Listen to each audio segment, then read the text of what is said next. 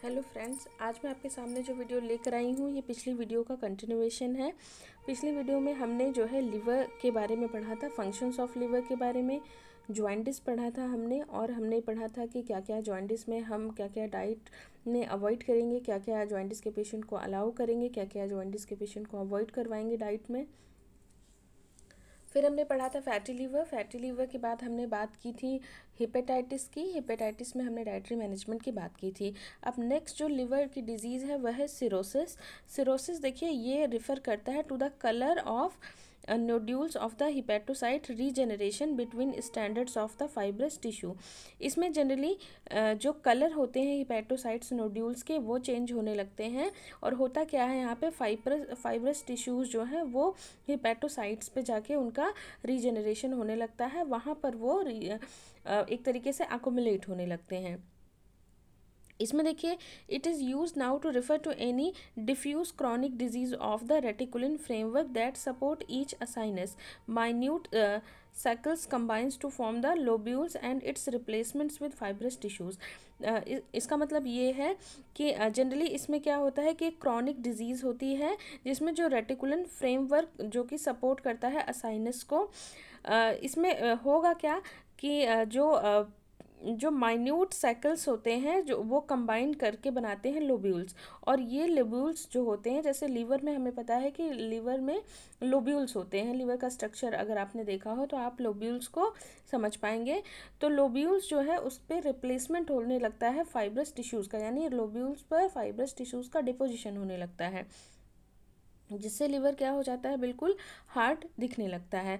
देखिए fibrous tissue जो होते हैं वो कॉन्ट्रैक्ट्स विद टाइम के साथ कॉन्ट्रैक्ट हो जाते हैं जो फाइब्रस टिश्यूज़, यानी जो हेल्दी लिवर सेल्स थी, जो हेल्दी लिवर लोब्यूल्स थे, उनके ऊपर अब क्या हो गए हैं, फाइब्रस टिश्यू की लेयर जमा होना शुरू हो गई है। अब ये जो फाइब्रस टिश्यूज़ हैं ये समय के साथ कॉन्ट्रैक्ट होते जाते हैं और ये ऑब्स्ट्रक्ट कर देते हैं, दे देन में obstruct the branches of the portal vein and bile duct within the liver. तो पोर्टल वेन का जो रास्ता है वो और बाइल का जो रास्ता है उन दोनों में क्या करते हैं, अब ये अवरोध उत्पन्न करने लगते हैं, जिसकी वजह से लीवर की फंक्शनिंग जो है नॉर्मल नहीं रह जाती है। इसके अलावा असाइटिस प्रेजेंट हो जाता है। असाइटिस का मतलब होता है accumulation of water between the capillaries. इसकी वजह से ये एक मेजर सिम्टम होता है सिरोसिस का। तो सिरोसिस एक क्रॉनिक हम देख रहे हैं कि लीवर में होने वाली ये क्रॉनिक स्टेज है। इसमें धीरे धीरे जैसे लीवर में फैटी लीवर हुआ, इसके बाद यह हेपेटाइटिस फैटी लीवर से स्पेशली शुरू होता है। अगर फैटी लीवर को क्योर नहीं किया गया, वहाँ पर हमने उसके कॉज को आइडेंटिफाई करके रिमूव नहीं किया, तो धीरे धीरे जो लीवर है वो सिरोसिस में, फैटी लीवर जो है वो सिरोसिस में चेंज हो जाता है। तो अब यहाँ पे जो चेंजेस होते हैं वो परमानेंट होने लगते हैं। फैटी लीवर जो होता है वो कम्प्लीटली रिवर्सिबल होता है। अगर उसको आपने ट्रीट कर लिया तो वो वहीं पे ठीक हो जाता है, लेकिन अगर उसको ठीक नहीं किया तो प्रोग्रेसिवली वो सिरोसिस में चेंज हो जाता है। अब यहाँ सिरोसिस में जो हिपेटोसाइट्स हैं, यानी जो लिवर की जो सेल्स हैं, उनके नोड्यूल्स में परमानेंट फाइब्रस टिश्यूज़ का डिपोजिशन होने लगता है, चेंजेस होने लगते हैं, लोब्यूल्स वगैरह पे फाइब्रस टिश्यूज़ जमा होने लगते हैं, और फाइब्रस टिश्यूज़ जो होते हैं वो कुछ टाइम के बाद कॉन्ट्रैक्ट हो जाते हैं, और जो पोर्टल वेन है, बाइल डक्ट है, उन सब के मार्ग को जो है अवरोधित करने लगते हैं, यानी उनके फंक्शनिंग को नहीं होने देते हैं। असाइटिस एक मेन फंक्शन होता है, असाइटिस जो होता है वो मेन सिम्टम होता है सिरोसिस का। असाइटिस का मतलब होता है वाटर का एक्युमुलेशन बिटवीन द कैपिलरीज।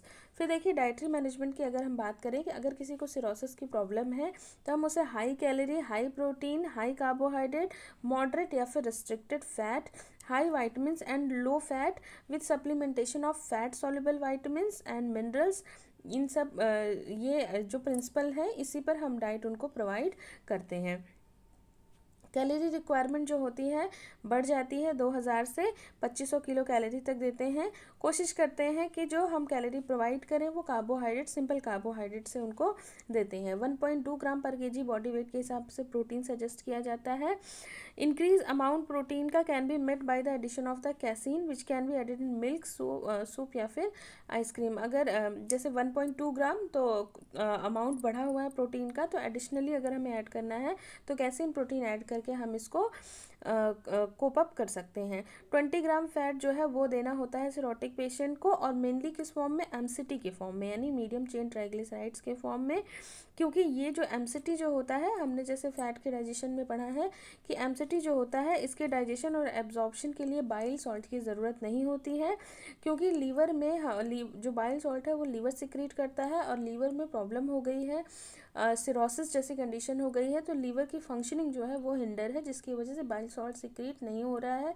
तो ऐसी कंडीशन में अगर आप फैट देंगे तो फैट के एमल्सिफिकेशन के लिए बाइल की ज़रूरत पड़ेगी, तो फैट खाने से क्या हो सकता है, पेशेंट को प्रॉब्लम हो सकती है। एमसीटी जो होता है, मीडियम चेन ट्राइग्लिसराइड, इसके डाइजेशन और एब्जॉर्प्शन के लिए बाइल सॉल्ट की ज़रूरत नहीं होती है, क्योंकि डायरेक्टली पोर्टल वेन में ये एब्जॉर्ब होते हैं। जैसे एग्जांपल होता है कोकोनट ऑयल। तो इस वजह से हम सिरोटिक पेशेंट को एमसीटी देना प्रेफर करते हैं। इसके अलावा कार्बोहाइड्रेट हम लिबरली प्रोवाइड कर सकते हैं, यानी अब उनको अलाउ है कार्बोहाइड्रेट, जो कि basically so that the liver में स्टोर ग्लाइकोजन के फॉर्म में स्टोर करता है, और कार्बोहाइड्रेट से एनर्जी भी बनाता है।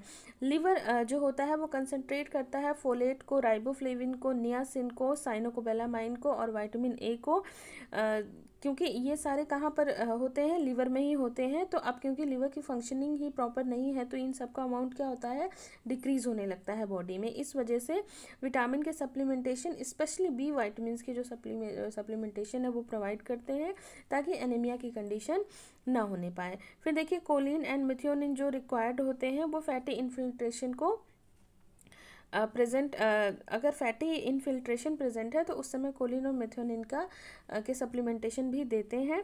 इसके अलावा सोडियम जो होता है वो रिस्ट्रिक्टेड होता है एडिमा और असाइटिस दोनों ही कंडीशन में। नेक्स्ट जो प्रॉब्लम लीवर की होती है वो होती है हेपेटिक कोमा। ये एक कॉम्प्लेक्स सिंड्रोम है। इसमें क्या होता है कि जो न्यूरोलॉजिकल डिस्टर्बेंस होने लगते हैं, यानी जो न्यूरॉन्स हैं उनमें प्रॉब्लम देखने को मिलती है, जिसकी वजह से कॉम्प्लिकेशंस ऑफ द सीवियर ये न्यूरोलॉजिकल डिस्टर्बेंस होते हैं। इसका रीज़न क्या होता है कि सीवियर लिवर डिजीज़ हो जाती है, यानी कि अगर हमने फैटी लिवर हुआ, फिर हमको जो है सिरोसिस हुआ, लिवर सिरोसिस हुआ, और उसके बाद भी ट्रीटमेंट नहीं करवाया, तो वो हेपेटिक कोमा में या सीवियर लिवर डिजीज़ की कंडीशन में हेपेटिक कोमा होने के चांसेस बढ़ जाते हैं। बेसिकली हेपेटिक कोमा में होता क्या है कि जो नाइट्रोजन कंटेनिंग सब्सटेंस है, जैसे कि अमोनिया है, इनका सेरिब्रल सर्कुलेशन के थ्रू सेरिब्रल पार्ट में, यानी हमारे ब्रेन के पार्ट में पहुंच जाना without being metabolise by the liver, क्योंकि लीवर फंक्शन प्रॉपर कर नहीं रहा है। और लीवर का काम क्या होता है, कहीं ना कहीं जो ट्रांस एमिनेशन है, ये सब कहाँ पर होते हैं, लीवर में होते हैं। एमिनेशन और ट्रांस एमिनेशन जो होते हैं ये सब लीवर में होते हैं। प्रोटीन का मेटाबॉलिज्म जो होता है वो लीवर में होता है। तो लीवर की फंक्शनिंग प्रॉपर है नहीं, और लीवर काम ठीक से नहीं कर रहा है, तो होगा क्या कि सीवियर डैमेज होगा लीवर में, जिसकी वजह से ये जो अमोनिया या जो नाइट्रोजनस सब्सटेंस जो है, नाइट्रोजनस सब्सटेंस स्पेशली कौन से, अमोनिया, वो कहाँ पहुँच जाएंगे, सेरिब्रल सर्कुलेशन के थ्रू ब्रेन में पहुँच जाएंगे, जिसकी वजह से क्या हो जाएगा, सेरिब्रल न्यूरोलॉजिकल डिस्टर्बेंस देखने को मिलती है। It may be consequences of shunting of portal blood into the systemic circulation in cirrhosis or of severe damage to the liver cell in hepatitis, जो बताया वही बात है इसमें।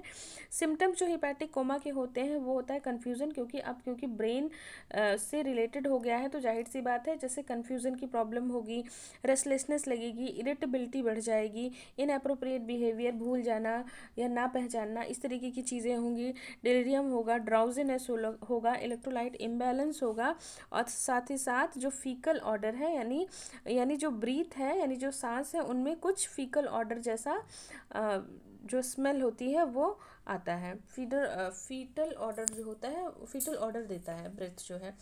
डाइटरी मैनेजमेंट में देखिए, जो लो प्रोटीन डाइट हम बेसिकली, अगर सिरोसिस की प्रॉब्लम हो गई है, अगर हेपेटिक कोमा की प्रॉब्लम हो गई है, तो सबसे पहले हमें जो क्या काम करना है कि प्रोटीन को डाइट में कम कर देना है, क्योंकि same time catabolism of the tissue protein must be avoided, क्योंकि जितना ज़्यादा प्रोटीन अगर हम दे रहे हैं तो उससे ज़्यादा नाइट्रोजनस सब्सटेंस निकलेंगे, और वो सब सेरिब्रल सर्कुलेशन के थ्रू न्यूरोलॉजिकल डिस्टर्बेंस कॉज करेंगे।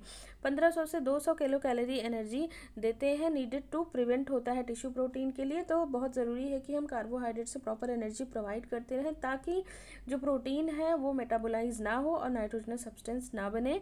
चीफ फॉर्म जो यूज़ करते हैं एनर्जी के लिए वो कार्बोहाइड्रेट और एमसीटी यूज़ करते हैं। फैट के में भी इस एमसीटी का ध्यान रखते हैं। 2-3 डेज प्रोटीन टोटली रिस्ट्रिक्टेड कर देते हैं। 20 to 30 ग्राम पर डे के हिसाब से सजेस्ट किया जाता है। जैसे जैसे कंडीशन इम्प्रूव होती जाती है और जब इम्प्रूव हो जाती है तो हम 1 ग्राम पर केजी बॉडी वेट के हिसाब से प्रोटीन अलाउ कर देते हैं। कोलेलिथियासिस सिंपल हम इसको कह सकते हैं कि जब स्टोन का फॉर्मेशन हो जाना। तो इसमें देखिए कोलेलिथियासिस का मतलब है एक्सेसिव वाटर और एक्सेसिव बाइल एसिड में be observed under the abnormal absorptive condition cholesterol में precipitated causes gall stone known as cholelithiasis. Basically gall stone या फिर जैसे पथरी जिसको हम बोलते हैं, गॉल स्टोन की जो पथरी हो जाती है उसी को हम कोलेलिथियासिस बोलते हैं। ये एक्सेसिव बाइल का सिक्रीशन हो रहा हो तो उस कंडीशन में ऐसा देखा जाता है। इसमें देखिए जो high dietary fat intake over a long period predispose to gallstone. अगर हम हाई फैट ले रहे हैं अपनी डाइट में जिसकी वजह से बाइल का सिक्रीशन ज़्यादा करना पड़ रहा है लीवर को, और हमेशा अगर बाइल का सिक्रीशन ज़्यादा होगा तो कहीं ना कहीं गॉल स्टोन होने के चांसेस बढ़ जाते हैं। डाइटरी मैनेजमेंट में क्या करेंगे, high calorie high protein and low fat diet जो होता है वो रिकमेंड करते हैं। डाइट शुड बी रिच होनी चाहिए एंटीऑक्सीडेंट में, वाइटामिन्स में, स्पेशली किसमें, फैट सॉल्युबल वाइटामिन्स में, और routinely recommended fluid and electrolytes. देखिए स्पेशली फैट सॉल्युबल वाइटामिन इसलिए कह रहे हैं क्योंकि जो लीवर है उसका एक काम ये भी होता है कि वो फैट सॉल्युबल वाइटामिन को स्टोर करके रखता है। तो जब लीवर की फंक्शनिंग ही प्रॉपर नहीं है तो लीवर में फैट सॉल्युबल वाइटामिन स्टोर भी नहीं होंगे, इस वजह से हमें डाइट में लेने की ज़रूरत उन्हें पड़ती है। Cooked rice, chapati, bread and idli, low fat milk puddings, fish, fruit juice, pulses can be given. और कौन सी ऐसे फूड्स हैं जो कि हम कोलेलिथियासिस या गॉल स्टोन के स्टेज में अवॉइड करेंगे। इसमें फ्राइड फूड, जितने भी डीप फ्राइड फूड है वो अवॉइड करते हैं। हाईली प्रोसेस्ड फूड जैसे कि डोनट है, पाई है, कुकी है, ये सब हम अवॉइड करते हैं। होल मिल्क डेयरी प्रोडक्ट्स यानी कि होल मिल्क से बने हुए डेयरी प्रोडक्ट्स या होल मिल्क नहीं देना है, जैसे कि चीज़ है, आइसक्रीम है, बटर है। इसके अलावा फैटी रेड मीट ये हम अवॉइड करते हैं। तो इस तरीके से हमने देख लिया कि लीवर और लीवर में होने वाली डिजीजेस, जिसमें हमने बात की थी फंक्शंस ऑफ लीवर की, फिर हमने बात की थी सबसे कॉमन फंक्शंस लीवर, सबसे कॉमन सिम्टम जो लीवर का होता है जब भी लीवर में प्रॉब्लम होगी, कॉमन सिम्टम जो आता है वो होता है जॉइंडिस का। तो उसकी बात की थी। जॉइंडिस में हमने डाइट देखी थी कौन सी हम देंगे और कौन सी नहीं देंगे। फिर हमने बात की थी फैटी लीवर की। फैटी लीवर के बाद हमने बात की थी हेपेटाइटिस की, जिसमें हेपेटाइटिस ए और हेपेटाइटिस बी की बात की है। हेपेटाइटिस में हमने डाइटरी मैनेजमेंट की बात की थी। फैटी लीवर अगर नहीं क्योर करते हैं तो धीरे धीरे वो और ज़्यादा प्रोग्रेसिव हो जाएगा। सिरोसिस की एक प्रॉब्लम होती है जिसमें जो लीवर के जो लोब्यूल्स हैं या जो हेपेटोसाइट सेल हैं वो फाइब्रस टिश्यू में कन्वर्ट हो जाती हैं, जिसकी वजह से लीवर की फंक्शनिंग जो होती है वो हिंडर होती है। फिर इसकी डाइटरी मैनेजमेंट की बात की। उसके बाद हमने पढ़ा हेपेटिक कोमा। हेपेटिक कोमा में क्या होता है कि जो नाइट्रोजनस सब्सटेंस है वो सेरिब्रल सर्कुलेशन में आ जाते हैं, जिससे कि न्यूरोलॉजिकल डिस्टर्बेंस देखने को मिलती हैं। तो हेपेटिक कोमा इस तरीके से हमने पढ़ा। फिर हमने बात की कोलेलिथियासिस की। कोलेलिथियासिस का सीधा मतलब है कि जब ज़्यादा बाइल सिक्रीट होगा तो हमारे ज़्यादा बाइल सिक्रीट होने से गॉलस्टोन बनने के चांसेस जो है वो बढ़ जाते हैं। और गॉलस्टोन जो होता है वो बेसिकली कब होगा, जब हम अपनी डाइट में ज़्यादा हाई फैट प्रोटीन ज़्यादा हाई फैट कंज्यूम करेंगे, मतलब ज़्यादा हाई फैट डाइट अगर हम ले रहे हैं स्पेशली सैचुरेटेड फैट, तो उस समय गॉल ब्लैडर होने के या कोलेलिथियासिस होने के चांसेस बढ़ जाते हैं। तो इस तरीके से हम लोगों ने पूरा फैट लीवर डिजीज़ जो है और फंक्शंस ऑफ लीवर को कवर कर लिया है। Thank you.